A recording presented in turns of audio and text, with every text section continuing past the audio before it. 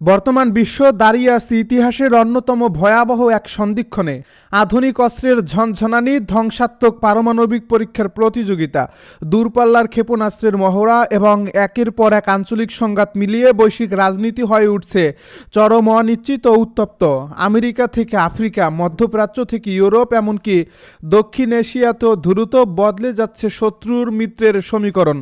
বিশ্ব জুড়ে যেন ছড়িয়ে পড়েছে উত্তেজনার আগুন।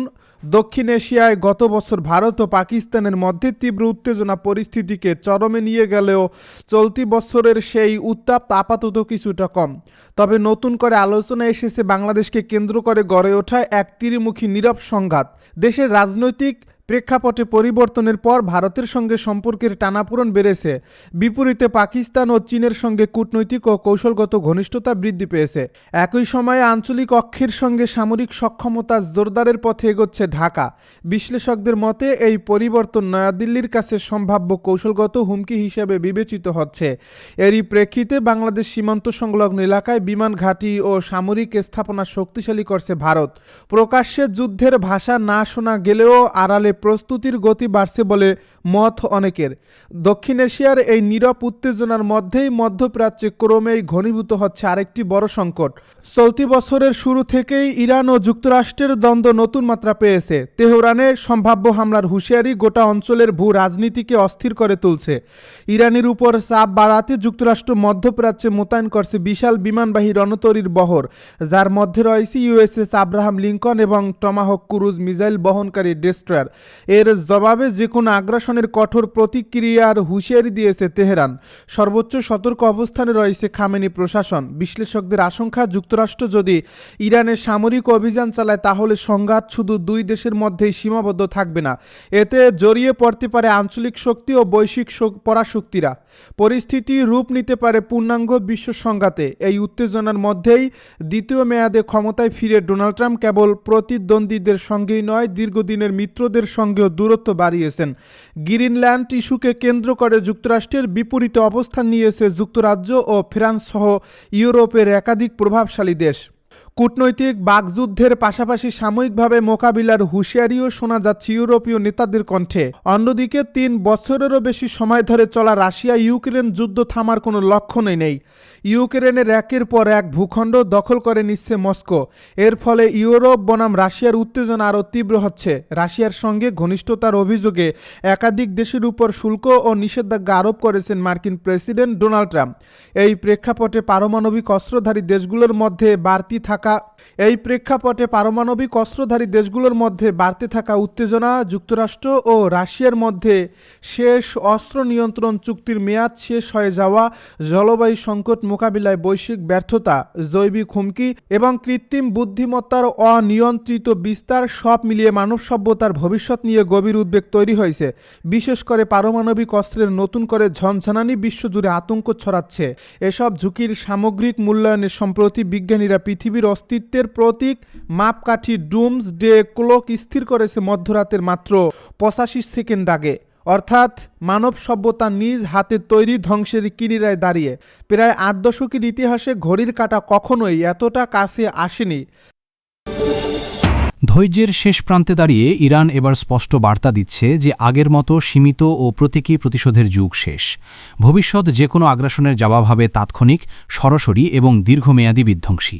ব্রিটিশ সংবাদ মাধ্যম বিবিসির সাম্প্রতিক বিশ্লেষণে বলা হয়েছে, তেহরান কৌশলগতভাবে বড় পরিবর্তনের পথে হাঁটছে এবং মার্কিন সামরিক উপস্থিতিকে আর সতর্ক বার্তার মাধ্যমে মোকাবিলা করবে না। প্রতিবেদনে উল্লেখ করা হয়, উপসাগরীয় অঞ্চলে যুক্তরাষ্ট্রের ঘাঁটি ও যুদ্ধজাহাজ ইরানের সম্ভাব্য লক্ষ্য তালিকার শীর্ষে রয়েছে। যদিও কূটনৈতিক তৎপরতা এখনও চলমান, কিন্তু একই সঙ্গে ইরানের সশস্ত্র বাহিনী সর্বোচ্চ সতর্কতায় রয়েছে এবং আঘাতের জন্য প্রস্তুত। অতীতে জুন মাসের সংঘাতে কাতারের আল উদাইদ ঘাঁটিতে ইরানের যে ক্ষেপণাস্ত্র হামলা চালানো হয়েছিল তা ছিল প্রতীকী ও সীমিত। আগাম সতর্কতা দেওয়ায় বড় ধরনের প্রাণহানি এড়ানো সম্ভব হয়েছিল। তখন লক্ষ্য ছিল উত্তেজনা প্রশমিত রাখা এবং সর্বাত্মক যুদ্ধ এড়ানো।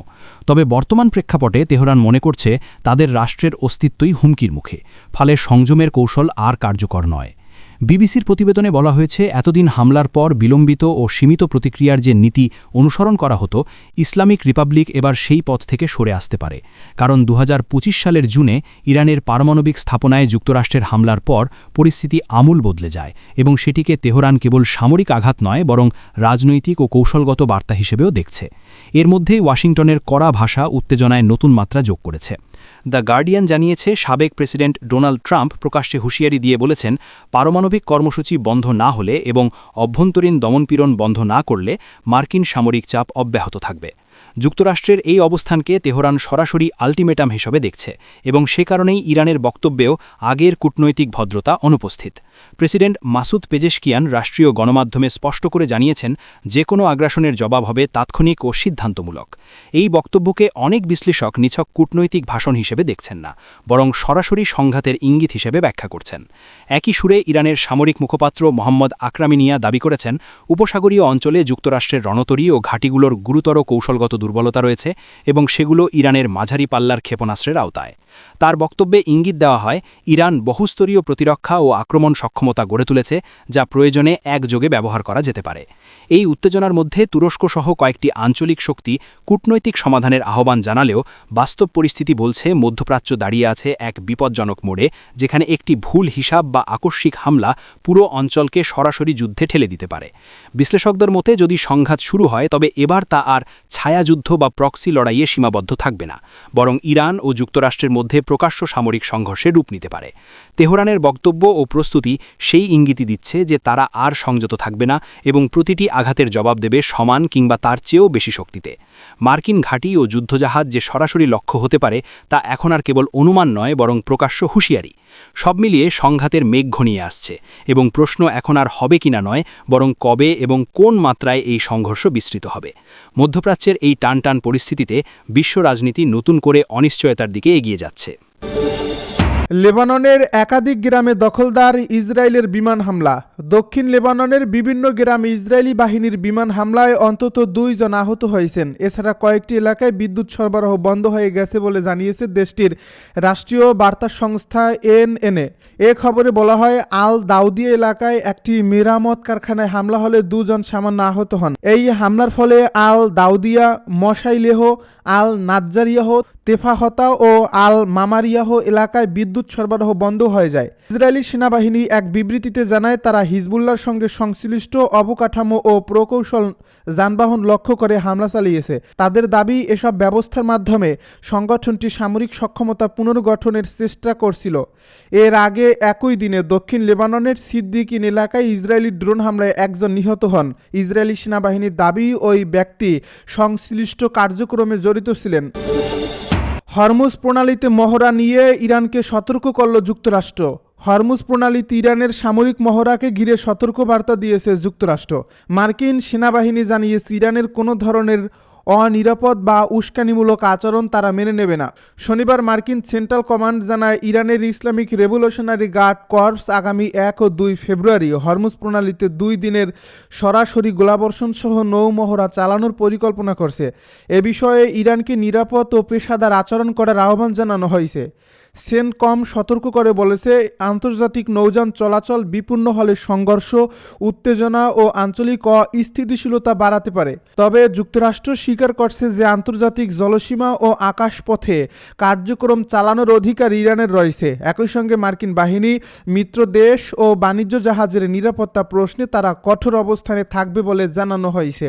মার্কিন সেনাবাহিনী বলেছে, তারা মধ্যপ্রাচ্যে অবস্থানরত নিজেদের সেনা, জাহাজ ও বিমান রক্ষায় প্রয়োজনীয় ব্যবস্থা নেবে। যুক্তরাষ্ট্র স্পষ্ট করে জানিয়েছে, কম উচ্চতায় বা অস্ত্রসহ উড্ডয়ন, দ্রুতগতির নৌযানের বিপজ্জনকভাবে এগিয়ে আসা কিংবা মার্কিন বাহিনীর দিকে অস্ত্র তাক করার মতো আচরণ তারা গ্রহণ করবে না।